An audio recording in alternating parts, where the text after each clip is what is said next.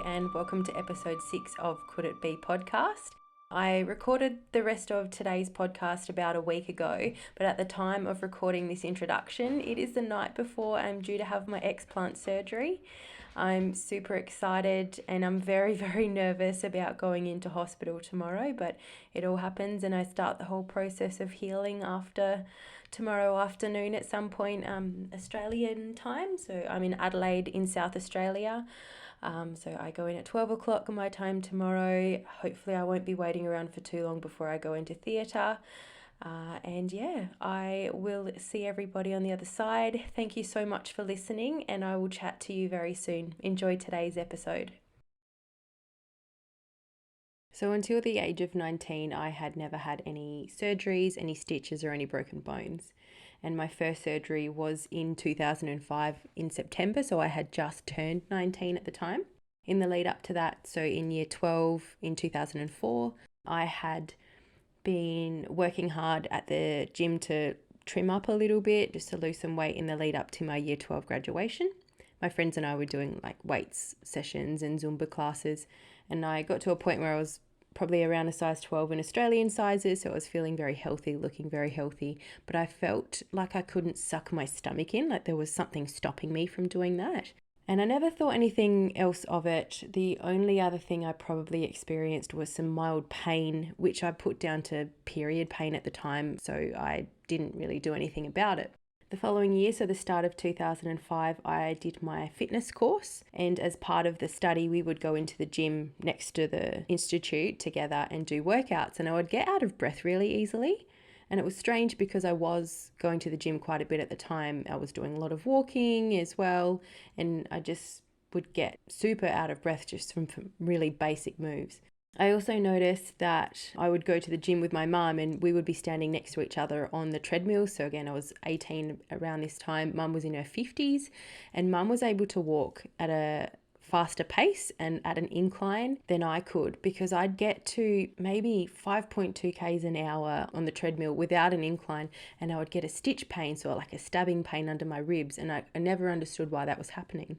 That same year, I also studied Bowen therapy. So as part of that course, we would go to a location one weekend a month. We would work on each other. So we would actually practice the Bowen technique on each other, like on all of the other students within the class. And I had told them about the bloating that I was experiencing. At this stage, my stomach was looking bloated, unlike it was at the end of year 12, where it just looked flat, but I couldn't suck my stomach in. They would work on different techniques to try and help with bloating. And I'd always walk away from those weekends feeling great. Like my back would feel awesome. I would sleep really well, but nothing would get rid of the bloating that was happening.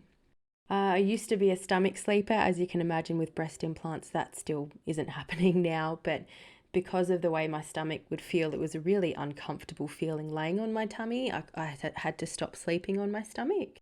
And I did start to look pregnant as well. So this was I went through a bit of a phase after high school where I joined a religion. So I knew that I wasn't pregnant, but I did look about 6 months pregnant. I remember working in a retail store straight out of high school while I was studying my fitness course, and a customer had asked me, "Oh, when are you due?" And I looked at him and I was like, "Oh, do you mean due to finish work? Like, I don't tell people that." And he's like, "Oh, aren't you pregnant?"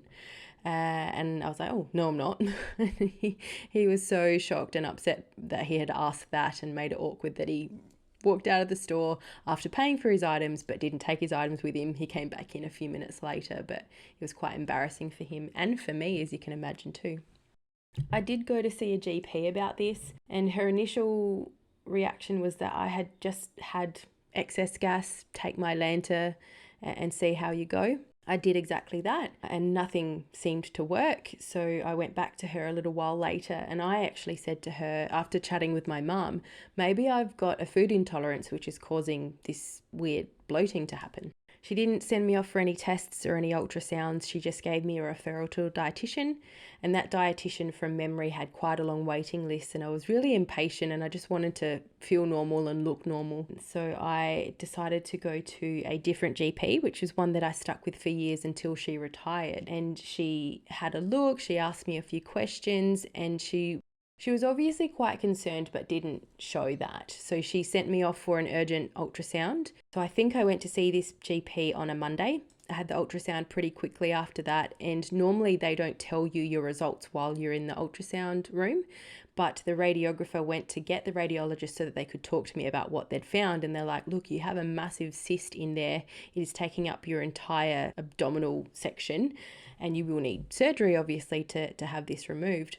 And I was just so shocked because, like I said, I've never had anesthetic, never had any kind of stitches or broken bones before this, and I was perfectly healthy. Well, I thought I was. So they got my results back to my GP probably more quickly than they would have in a normal situation. My GP saw me urgently as well. She sent me off for an urgent appointment with a gynecologist. The very following Monday, so exactly a week after initially seeing my GP, I saw the gynecologist. He was a jolly older man who could deliver bad news quite well. So he basically said, we need to get this out of you now.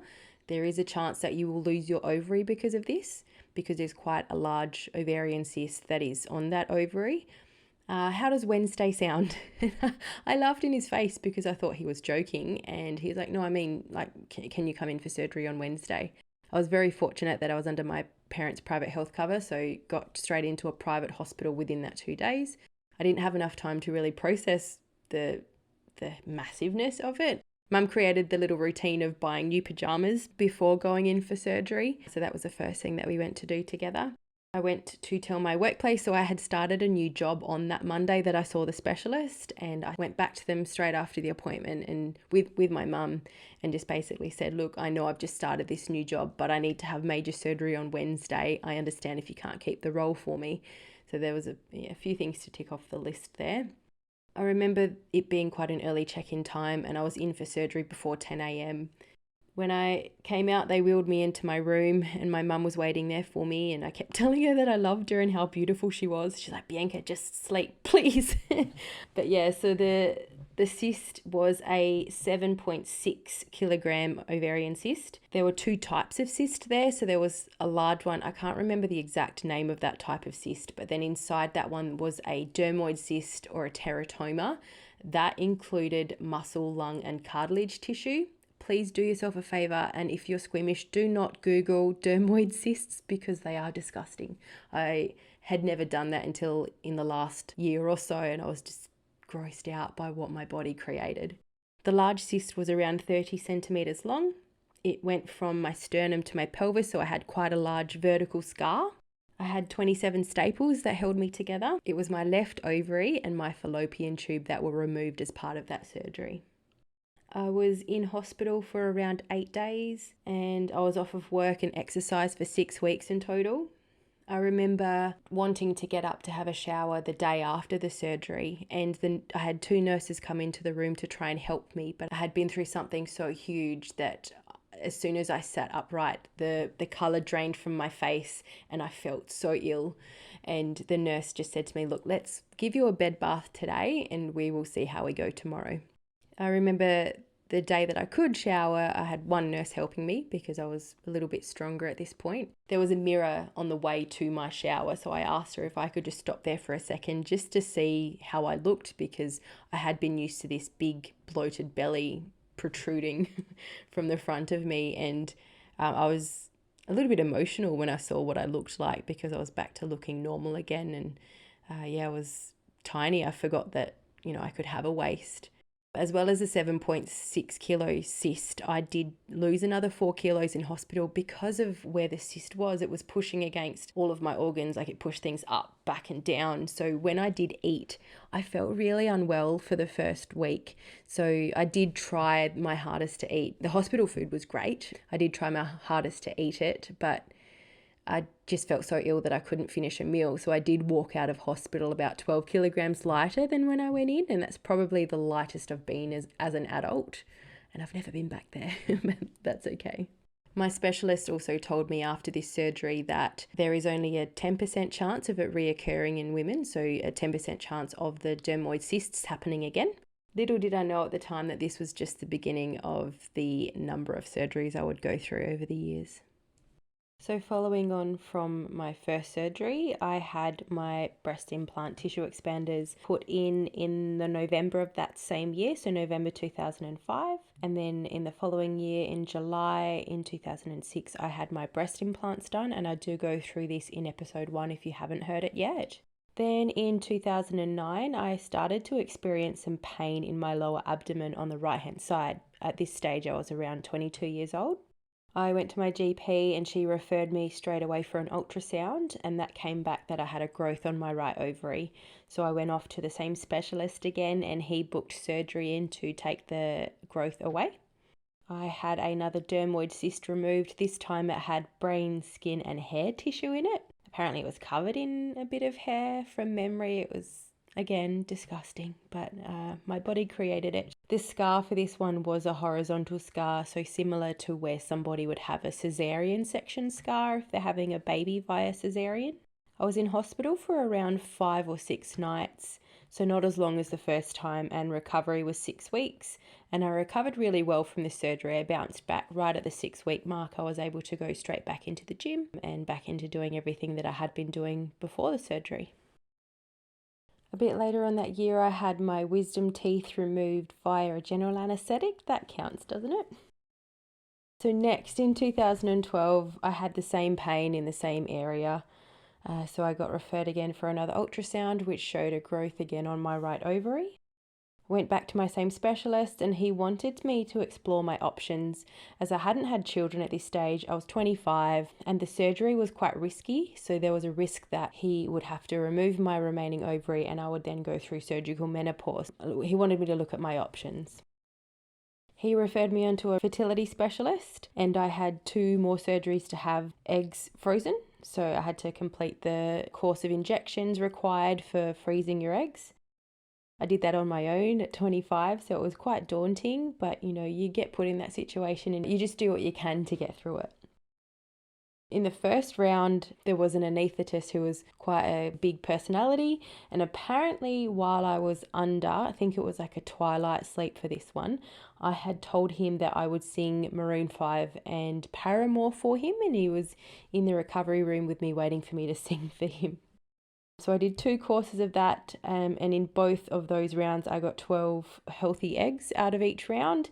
So I have 24 healthy eggs frozen from when I was 25 years old. So this is going back 10 years ago now. A bit later on, so in October of that same year, I had the ovarian cyst removed. My parents were away in the UK for a holiday, so my mum would have normally come into the hospital and waited with me, but I was very lucky that my younger sister came to take mum's job. And I did ask for them to let my sister know how the surgery went, because anything they told me in recovery wouldn't have sunk in. And I really wanted to know whether they had been able to save that ovary. So they did do that. And when they wheeled me into the room, my sister had the biggest smile on her face, and I'm pretty sure she had her thumbs up from memory. She's like, "It's all okay. You still have your ovary. Everything's fine." So that was a big relief. This cyst had many different tissue types in it. So I think it had a combination of the first 2, so the muscle, lung, cartilage, brain, skin. There were other ones, but I can't actually remember what else was included. But my specialist did tell me that it was absolutely covered in hair, and I'm picturing hair that's similar to my hair color, which is like a light brown. But he was like, "No, it's not a pretty hair. It was more like pubes." My cyst was covered in that much hair that my specialist assistant ran out the room feeling sick because of it. So I'm very proud of that. After this surgery, I never felt like I fully recovered. I tried to go back to the gym straight after my 6 weeks checkup, but I just never felt like I could do what I was doing before the surgery. So it was a bit of a longer recovery. When I did go back at my 6-week checkup with the specialist, I was almost laying down on the chair. And when I had to get back up after it had a look at the scar, I couldn't lift myself up with my abdominal muscles. I actually had to assist myself with my arms. And he was like, "Oh, you haven't recovered quite as well from this one, have you?" So yeah, that took a little bit longer before I was feeling 100% again. So over the next few years, I started to experience some abdominal pain, and it got progressively worse over time. Things like holding in if I needed to go to the toilet and intercourse became really painful. And also, whenever I did quite intense workouts or anything that involved my lower abdomen, I would start to spot, which was very, very strange. I went back to my original specialist because I was getting to a point where it was really hard to exist. I was in a lot of pain a lot of the time, and he sent me off to scans and they showed nothing looked wrong in the ultrasounds. He offered to complete keyhole surgery just to explore what might be happening. In December 2016, I had keyhole surgery. It was my first ever keyhole surgery. Everything else had been completely open before that. And he went in and he fixed some adhesions that he had found, so some old scar tissue. But while he was there, he had actually found that after my previous surgery, my ovary had attached to the outside of my bowel, and they actually looked like they were one organ. He did show me the photos that he took while he was completing the surgery, and it looked like it was supposed to be that way. So basically, my ovary had latched onto the outside and it was starting to try and pull the bowel back to where the ovary would sit, and that was causing the pain. Being my first keyhole surgery, I wasn't quite sure what to expect pain-wise, but I do remember the recovery was a bit harder than I expected. People did prepare me for the fact that my shoulders would hurt because apparently they put gas into your abdomen area, and when that rises, that hits nerves or something in your shoulders. So I was prepared for that, and I don't remember that being something that I noted. Like, it wasn't bad for me for that particular surgery. But yeah, I recovered okay from it. It just took me 3 weeks when I was expecting maybe a week after that one.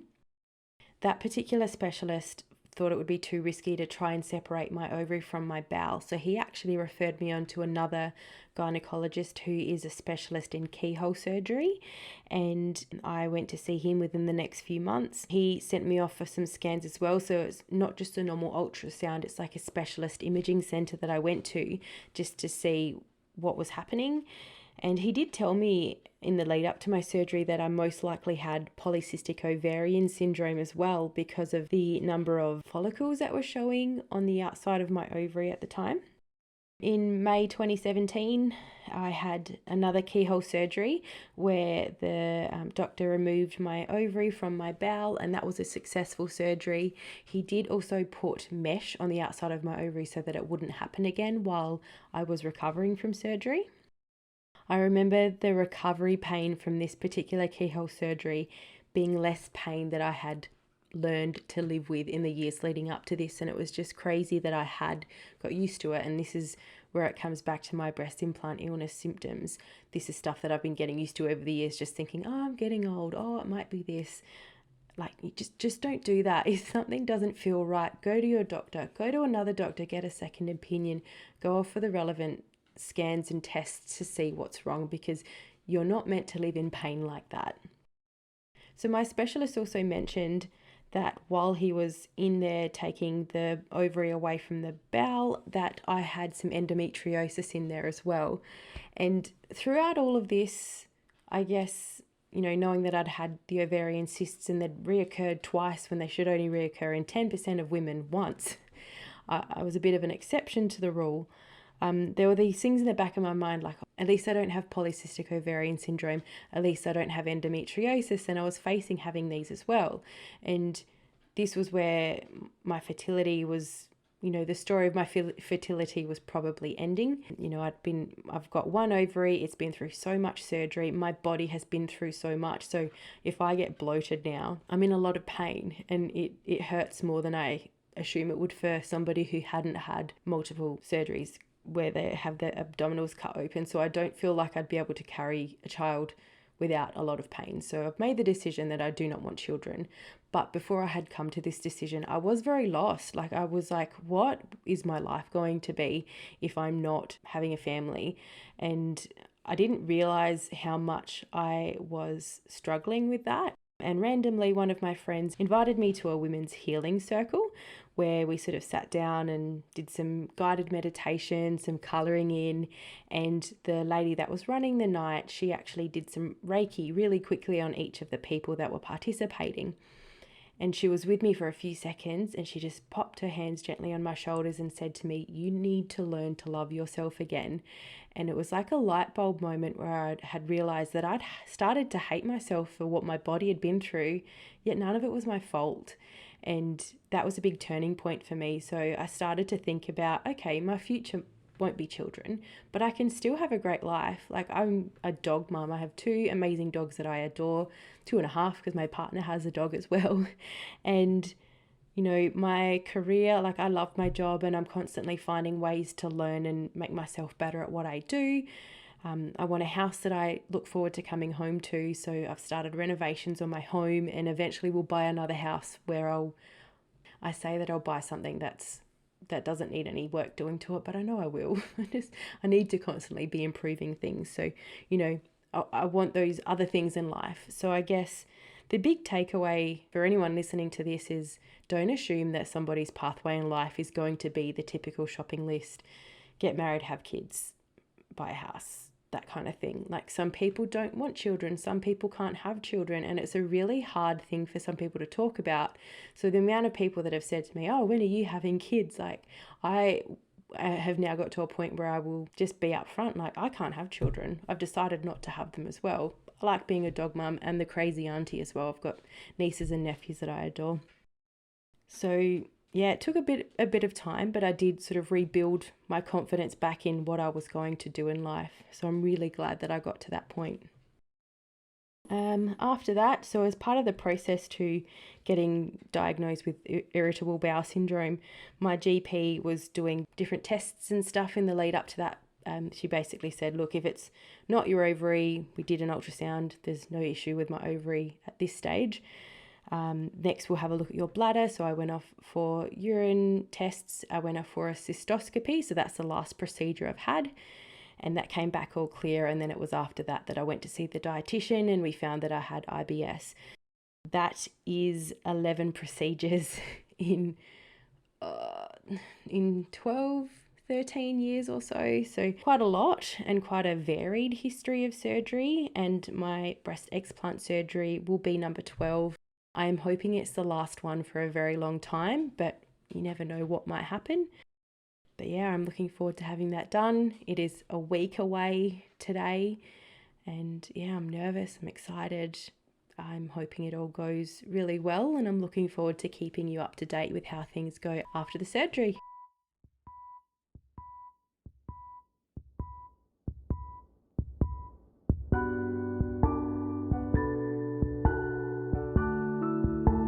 This podcast shares my own experience and research. I'm not a medical or health professional. You can find me on Instagram at CouldItBeII podcast. Thank you to my incredibly talented partner Jacob Tengdale for the intro and outro music. All recording, editing and artwork is done by me. Thank you for listening.